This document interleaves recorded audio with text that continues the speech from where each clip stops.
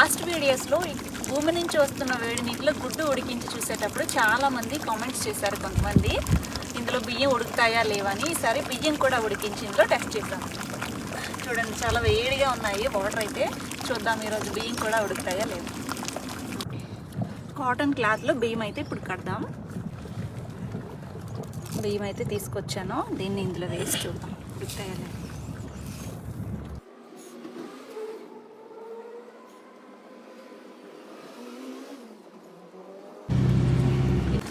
ఇప్పుడు ఇందులో పెట్టి చూద్దాం.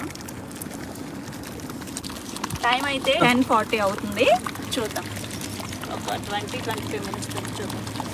సౌండ్ చూడండి ఎలా వస్తుందో, చాలా వేడిగా ఉంది.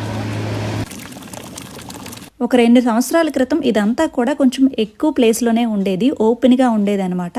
కానీ చూడ్డానికి వచ్చిన జనాలందరూ ఇందులో పడిపోయి కొంతమందికి గాయాలు అవ్వడం మొదలయ్యాయి. అందుకని చెప్పి ఇక్కడ గ్రామంలో ఉండే ప్రజలు వీటిని ఇలా రాళ్లతో కప్పెట్టేశారు. జస్ట్ ఇది ఒక్కటే మాత్రమే ఓపెన్ చేసి ఉంచారు.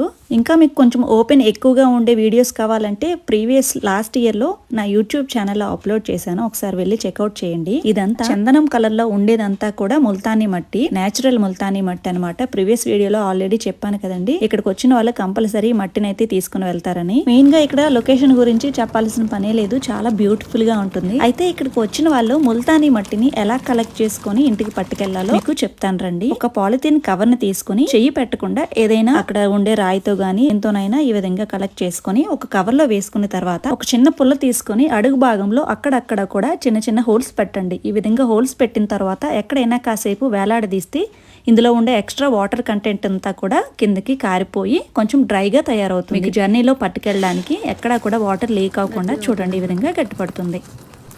టైం అయితే 11 అయింది. చూద్దాం, 20 మినిట్స్ అయింది. ఉడికిందో లేదో టెస్ట్ చేద్దాం. ఇంతకు ముందు వీటి గురించి వీడియోస్ చేసేటప్పుడు ఈ హాట్ స్ప్రింగ్స్ లో యాసిడ్ కంటెంట్ ఉంటుంది, తినకూడదు అని చెప్పారు. సో నేనైతే తినటం లేదు కానీ చేతితోని ఇలా టెస్ట్ చేసి చూసాను. చూడండి, మీరే చూడొచ్చు, చాలా చక్కగా ఉడికిపోయింది బియ్యం కూడా.